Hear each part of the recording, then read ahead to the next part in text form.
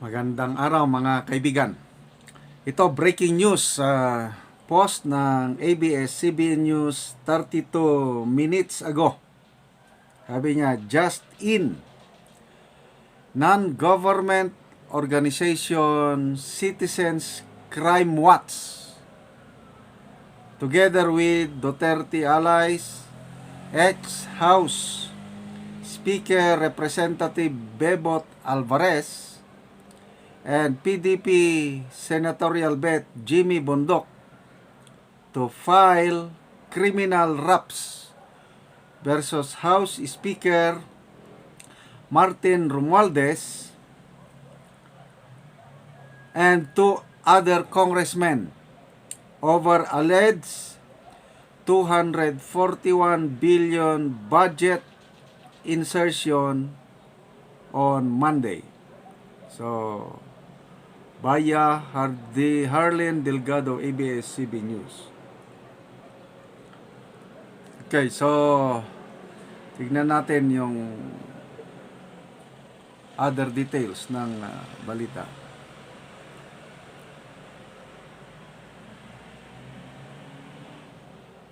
Okay, wala pang details. Okay, so February 8, 2025 itong post na ito. So, pinaka-latest. So, ang tanong is, sino yung dalawa pang kongresista na isasama sa kaso? Kung budget insertion ito, most likely, kasama ang nasa Appropriations Committee. So, magbasa tayo sa mga people who reacted. 7,100 people who reacted. 3,300 ang like. 1,000 ang nag-love, heart. At saka 2,500 ang tumatawa. Ibig sabihin, maraming naligayahan. Okay? May apo ako dito. Oh, this is mine. Yan. Okay, you go natin.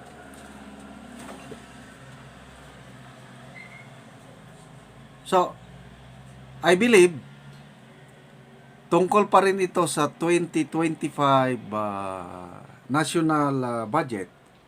Iba pa yung iba pa yung i-file ni na Attorney Vic Rodriguez at Congressman Isidro Ungab sa Supreme Court, yung petition for certiorari and prohibition para ma-declare unconstitutional ang 2025 budget. Ito naman is criminal case. So, matindi ito dahil kasong kriminal na ang isasampa laban sa Speaker of the House. Okay, so magbasa tayo sa mga comments. Joshua Makayan, sana nga makulong yan. Sonny Lopez, totoo nga ang kasabihan na ang hindi ko na lang basa, hindi maganda.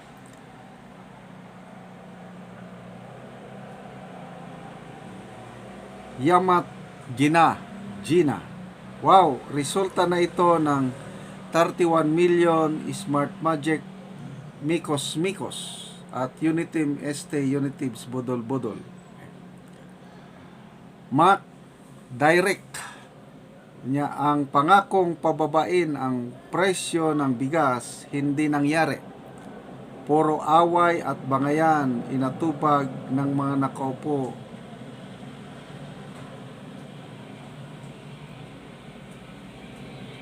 Shobi Inoy, so yan, not yet a payback time but proceed. Gerald Nablo, kahit magbulgaran ng mga baho, yang kadiliman at kasawa, iboboto pa din ng mga botante yan. Kawawang Pilipinas. Anyway, may nanggugulo nga. Okay, yeah. Okay, kain ko na. So, sabi ni Attorney Vic Rodriguez, huwag po tayong padistract Dahil ang impeachment na isinampa laban kay BP Sara, paraan lang daw ito para malihis ang atensyon ng mga tao dito sa real issue. Ano ang tunay na issue? Ito po yung talamak na korupsyon na nangyayari sa ating bansa.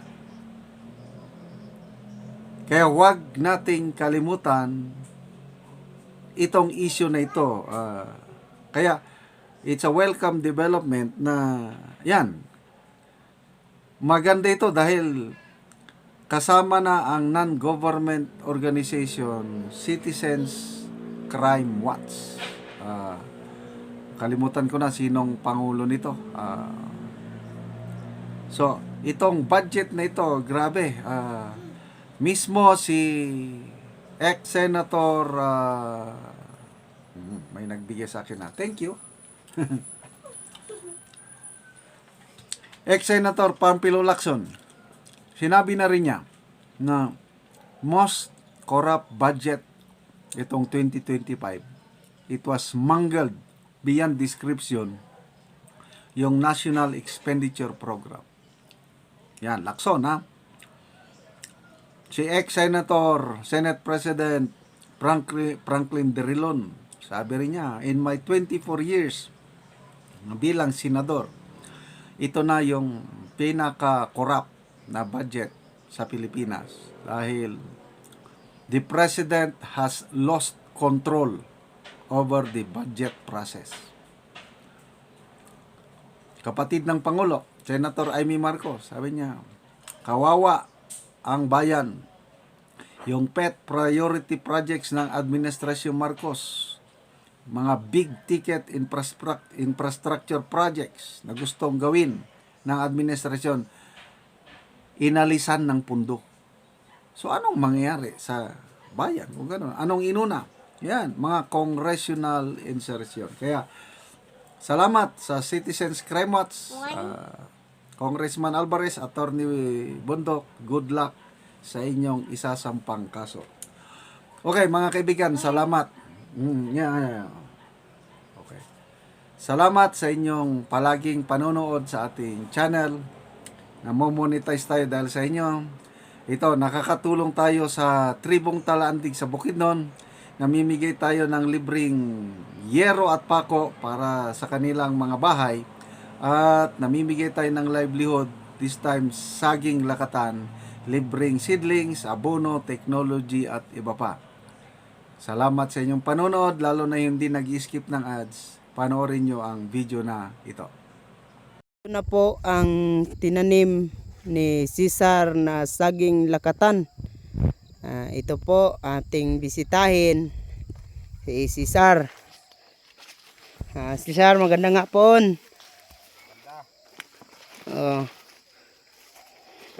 Nag-aabono kayo, Cesar? Oo, nag-abuno ko kay Nanay Ulan. Nag-ulan na. Nag-aulan? Oo. Oo. Nag-aabono ka kasi nag-aulan? Oo, nag-ulan. Oo.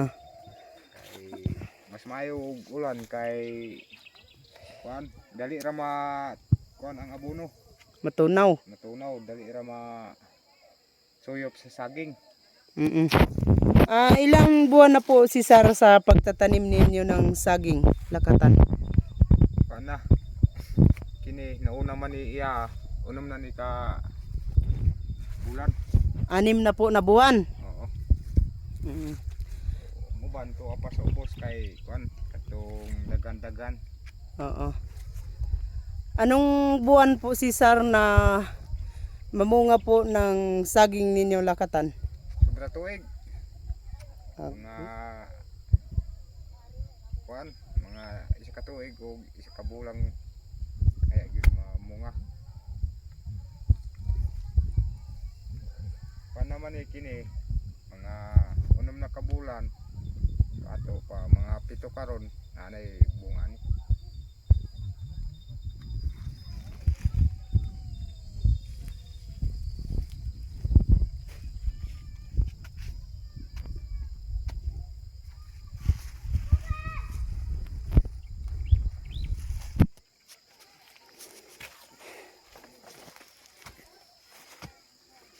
Ito po ang tinanim ni Cesar na saging.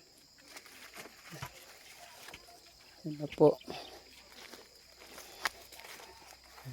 Dahil marami ito. Ilan po, Cesar, ang tinanim mo na saging? Ilan lahat? 240. 240. Oo, So, marami. dagang gyud ni. Mm.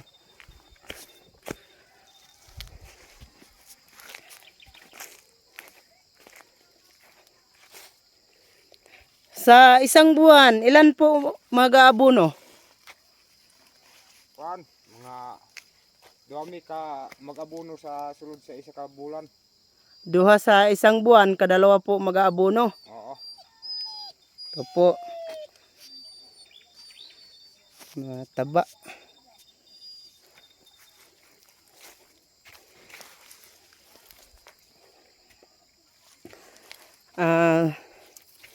Sa saging lakatan.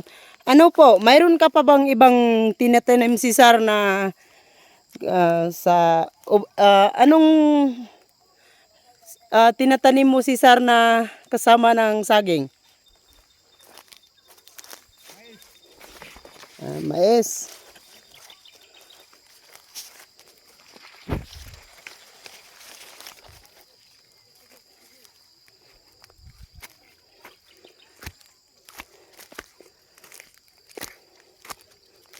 At saka gabi.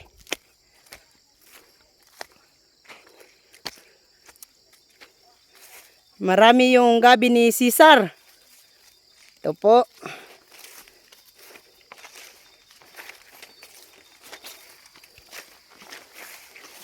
Gabi ni Cesar. Marami ito.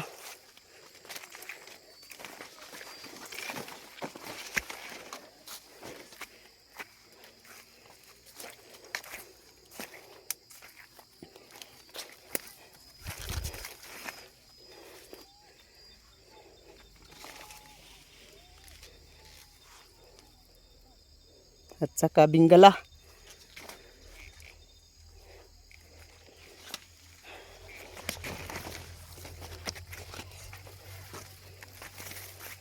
Cesar, anong masasabi mo dahil sa tuloy-tuloy na pagtanim ng saging at sa pag-aabono?